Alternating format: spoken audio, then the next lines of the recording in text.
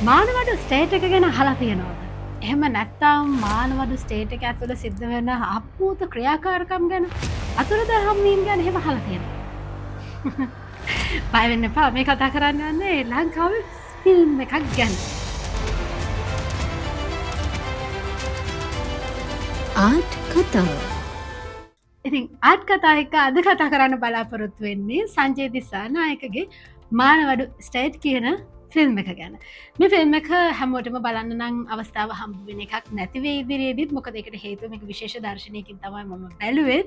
මේ ෆිල්ම් එක සාමාන්‍ය සිනමා ශාලාවල් වල පෙන්වන්නේ නැහැ. මේක අපි කිව්ව සාමාන්‍ය සම්ප්‍රදායික සිනමාවක විදිහට හැදිච්ච ෆිල්ම් එකක් නෙමෙයි. මේක ටිකක් අර විකල්ප සිනමාව ඇතුලේ හැදිච්ච ෆිල්ම් එකක් කිව්වොත් මම හරි කියලා හිතනවා. ඒ වචනේ කොයි විදිහට අර්ථකථනය කරත් කොහොම වුණත් ඉතින් මට මේ ෆිල්ම් එක ටිකක් කතා කරන්න ඕනි කියලා හිතිච්ච කාරණා කීපයක් තියෙනවා.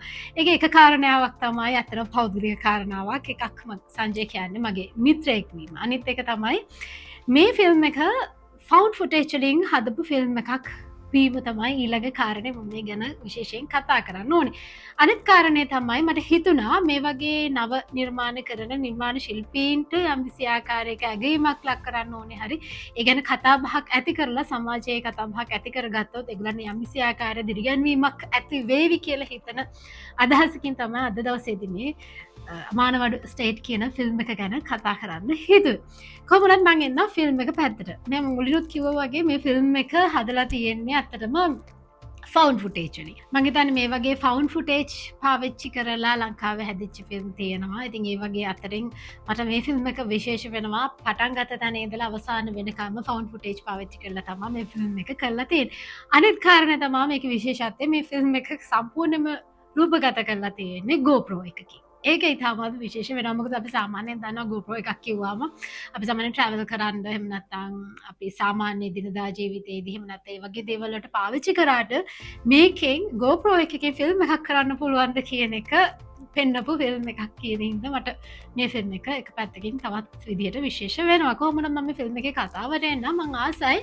මොකද සාමාන්‍යයෙන් අපේ ලංකාවේ ඇතුලේ සයන්ස් ෆික්ෂන්ස් එහෙම නැත්නම් විද්‍යා ප්‍රබන්ධ ගණයට අයිති වෙන ෆිල්ම්ස් හැදෙන ප්‍රමාණය ටිකක් අඩුයි. හැදෙන්නේ නැහැ කියලා කියන්න බෑ. නමුත් හැදෙන ප්‍රමාණය ටිකක් අඩුයි. මම දන්න විදිහට පෞද්ගලිකව මම දන්න විදිහට සංජය කියන්නේ ටිකක් මේ පිටසක් වල ජීවීන් සම ගණදෙනු ගැන එතකොට ඒ වගේ සයන්ස් ෆික්ෂන් නිර්මාණය කරන්න ටිකක් කැමති කෙනෙක්. මොකද එයාට කලින් නිර්මාණ සහ පොත් පවා ලියලා තියෙනවා මේ සම්බන්ධයෙන් මේ විද්‍යා ප්‍රබන්ධ අදාළ කරගෙන. ඉතින් ඒ ආభాෂයෙන් දෝ මේක ඉතාමත් ලස්සනට පෙළගස්සලා තියෙන බවක් පේනවා. ඒ වගේ මම මේ කතාවට ආවොත් එහෙම සාමාන්‍යයෙන් අපිට හිතෙන දෙයක් නේ. දැන් ෆවුන්ඩ් එකක් තමයි මේක ෆවුන්ඩ් ෆුටේජ් වලින් කරලා තියෙන්නේ. එතකොට අපි දන්නවා ඒක ඇතුලේ තියෙන තාක්ෂණික භාවිතාව කොයිතරම් දුරට දියුණු මට්ටමක තියනවද නැද්ද කියන එක ගැන. මොකද අපි දන්නවා අපි සාමාන්‍ය සයන්ස් ෆික්ෂන් එකක් අපි හදනකොට ඉතාම ලොකු තාක්ෂණික කාරණාත් එක්ක තමයි මේ වගේ ෆිල්ම් එකක් අපේ සාමාන්‍යයෙන් හැදෙන්නේ. නමුත් මේ ෆිල්ම් එක ඇතුලේ ඒ වගේ අපි ග්‍රැෆික් තියෙනවා තමයි. නමුත් ඒක අර අපි දකින විදිහට මහා දැවැන්ත සිනමා කෘතියක තියෙන දේවල් තාක්ෂණය නොතිබුණාට ඒ තියෙන ලක්ෂණ මේක ඇතුලේ තිබ්බා කිව්වොත් මම හරි. මොකද ඒකට හේතුව සාමාන්‍යයෙන් කතාවක් ගලාගෙන යනකොට සයන්ස් ෆික්ෂන් එකක් බලනකොට සාමාන්‍යයෙන් අපිට ඉගෙන ගන්න විද්‍යා ප්‍රබන්ධයක් නැත්නම් අපි තුද ඉන්වෙස්ටිගේෂන් වගේ ෆිල්ම් එකක් බලාගෙන යනකොට අපිට එන දෙයක් තමයි මගදී අපිට අවසානයේ තේරෙනවා. එහෙම නැත්නම් මගක් යනකොට බෝරින් වෙනවා. මේක මෙහෙම වෙන්න බෑ. නිකන් හරි නිකන් ටිකක් අර නුහුරක් වගේ දැනෙනවා. නමුත් වාසනාවට මොකද මමත් අතන ෆිල්ම් එක බලන්න ඉඳ ගන්නකොට මගේ ඔළුවෙත් වැඩ කරේ මේක කොහොම වෙයිද පටන් ගන්නකොට ටිකක් අඳුරු රූප තිබ්බා. ටිකක් අර අපි දකින මාර විදිහට ක්ලියර් පික්චර්ස් තිබ්බේ නැහැ. ඉතින් ওই හින්දා මට තම ටිකක් යනකොට සමහරවිට සද්ද ඇහෙන්නේ නැති තැන් තිබ්බා. ඉතින් ඒවත් එක්ක මම හිතුවා මේක ටිකක් බෝරින් වෙයිද දන්නෙත් නැහැ කියන සැකෙන්. නමුත් ඒ සැකේ පොඩිම වෙලාවකින් මම කියන්නේ විනාඩි 1කින් 2කින් වගේ ඊටාම පොඩි වෙලාවකින් ඒක කඩා ගන්න පුළුවන් වෙන තරමට ස්ක්‍රිප්ට් එක හොඳට ලියවිලා තියෙනවා. ඒ වගේම තමයි සමහරක් කියන්නේ අපි දැක්ක ඒක ඇතුලේ රංගනයෙන් යෙදෙන්නේ ඉතාමත්ම නවක ශිල්පීන් තමයි ඒක රංගනයෙන් යෙදිලා තිබ්බේ.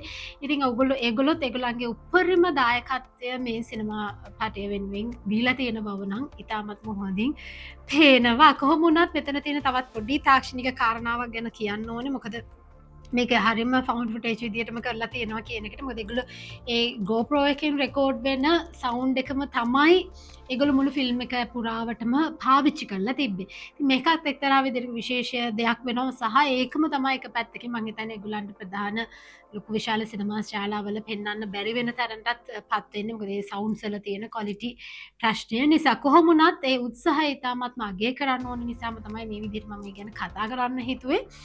මේ වගේ නිර්මාණකරුවෝ ඇත්තටම ලංකාවේ ඉන්නවා. ඉතින් මං හිතන්නේ අපිට යුතුයකමක් තමයි සිනමාවට ආදරය කරන අය විදිහට ඒ වගේ සිනමාකරුවන්ගේ සිනමා කෘති පුළුවන් වෙලාවකට ඒ වගේ ස්පෙෂල් ස්ක්‍රීනින් එකක් තියෙනවා කියලා දැනගත්තාම කියලා බලලා ඒ ගැන පැහැදිලි විවේචනයක් එහෙම නැත්නම් විචාරයක් හොඳ නරක දෙකම. මොකද අනිවාර්යෙන්ම මම විශ්වාස කරන දෙයක් තමයි නවකයෙන් කියන්නේ අලුතෙන් සිනමා කර්මාන්තයට එන්න බලාපොරොත්තු වෙන අයට ඇත්තටම ප්‍රශංසාවලට වඩා ඒ සිනමා කෘතිය ඇතුලේ හෝ වෙන තාක්ෂණික කාරණා ඇතුලේ හෝ තියෙන විවේචන තමයි මං හිතන්නේ මම හිතන විදිහට වැදගත් වෙන්නේ. මොකද ඒගොල්ලන්ගේ ඉදිරි ගමනට මොකද ඒගොල්ලෝ එන්න හිතන අය. එතකොට ඒගොල්ලන්ට අනිවාර්යයෙන්ම ඉදිරි ගන්නවන්න ඕන නම් අපි නිකන් ඔළුව හොඳයි නරකයි කියලා විතරක් පස්සේ ගහන්නේ නැතුව උඩ හදාගන්න දේවල් ගොඩක් ඕනි නිසාම තමයි මම මේ වීඩියෝ එක කරන්නේ. මොකද මෙතනින් නෙවෙයි තවත් අපේ මේ වගේ සංජය වගේම තවත් බොහෝ පිරිසක් ඉන්න පුළුවන් මේ සිනමාවට ආදරය කරලා සිනමා කර්මාන්තයට එන්න බලාගෙන ඉන්න. ඉතින් ඒගොල්ලෝ හැමෝටම මං හිතන්නේ හොඳ අවස්ථාවක් වෙනවා මේ වගේ සංජය වගේ කෙනෙක් මේ විදිහට ඉදිරිපත් වෙලා එයා තනියම තමන්ම විසින්ම තමන්ගේ ස්ක්‍රීන් එකක් කරගෙන මේක සමාජගත කරන්න මේ දරන උත්සාහය. මොකද ඒක පිටිපස්සේ තව පිරිසක් හැදෙන්න පුළුවන් සහ අභියෝගයක් බාර ගන්න. මොකද අපි දන්නවා ලංකාව ඇතුලේ තාක්ෂණය හරි අමාරුයි, මුදල් අමාරුයි, ෆිල්ම් එකක් හදනවා කියන එක හිතන තරම් ලේසි දෙයක් නෙමෙයි. නමුත් ඒ හැම අභියෝගයක්ම කොහොමද තමන්ට පුළුවන් විදිහට ලෝ බජට් එකක් ඇතුලේ අපි කොහොමද මේක විසඳගන්නේ? ඒ හැම දෙයක්ම මේ සංජය මේක කරපු නිසා තමයි ඇත්තට මට මේක විශේෂයක් වෙන්නේ. අනිත් හැම කෙනෙක්ටම හිතානින් හැමෝටමත් ඒක පොඩි ආදර්ශයක් වෙන්න ඕනේ හින්දා. ඉතින් ආර්ට් කතා එක්ක මේ විදිහ දෙයක්ත් කතා කරන්න මට ඕනෙම කියලා හිතුනේ. ඒක අපේ ඉදිරි එහෙම අනාගත පරම්පරාවට අනාගත සිනමාවට එන්න බලාගෙන ඉන්න ඕනේ කෙනෙක්ට මේක වැදගත් වෙයි සහ පොඩි දිරිගැන්වීමක් වෙයි කියලා හිතුණු නිසා. ඉතින් කොහොම වුණත් ආ චූටි දෙයක් මම ෆිල්ම් එක ගැන කියන්නම්. මොකද අපි සාමාන්‍යයෙන් අර මං කලිනුත් කිව්වා වගේ තාක්ෂණය ඇතුලේ කරන ලොකු සයන්ස් ෆික්ෂන් ක්‍රමේ සිනමා කෘති වල තියෙන ලක්ෂණ මේක ඇතුලේ තියෙනවා කියලා මම මුලිනුත් කිව්වා. ඉතින් ඒ වගේම මොකද හොඳට ග්‍රැෆික්ස් හදා කරලා තියෙන ඒගොල්ලෝ පුළුවන් මට්ටමින් ඇත්තටම ඒක අර නිකන් ඔඩ් ගතියක් දැනෙන්නේ නැති වෙන්නේ ඒව හැම දෙයක්ම ඉතාමත්ම සාර්ථක විදිහට කරලා තියෙනවා. ඒ වගේම තමයි මම හරිම ආසයි කතාව ගලාගෙන ගියපු විදිහට. මොකද කුතුහලය පටන් ගත්ත තැන ඉඳලා අවසාන වෙනකම්ම කුතුහලය ඉතාමත්ම සාර්ථක විදිහට තියාගන්න පුළුවන් වුණා. මම දැන් ඒක ඉතාම විශේෂ දක්ෂකමක්. මොකද අපිට සමහරක් වෙලාවට ගොඩක් ෆිල්ම්ස් වලට එහෙම නැත්නම් අපි පොතක් කියවුවත් සමහරට කුතුහලය නැති වෙන මගදී අතෑරෙන ගතියක් තියෙනවා. නමුත් මේකේ විදියක් දෙයක් සිද්ධ වුණේ නැහැ. ඊළඟට මොකද වෙන්නේ කියලා නිකන් අපිත් ඒක ඇතුලේ මොකද ෆවුන්ඩ් ෆුටේජ් එකකින් කරනකොට නිකන් මේක හරිය පොඩි සමීප ගතියක් තියෙනවා. නිකන් අපි බලන් ඉන්න ගතියක් තියෙනවා.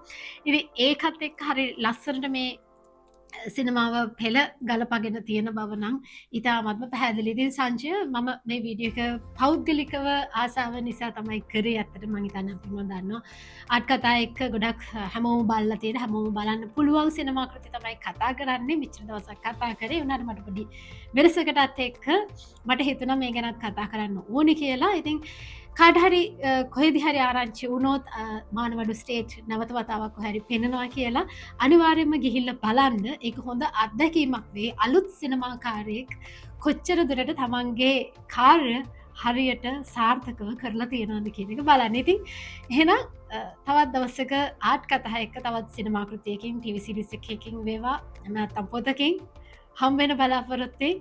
අදට සම ගන්නවා. සුබ දවසක්. ආර්ට් කතා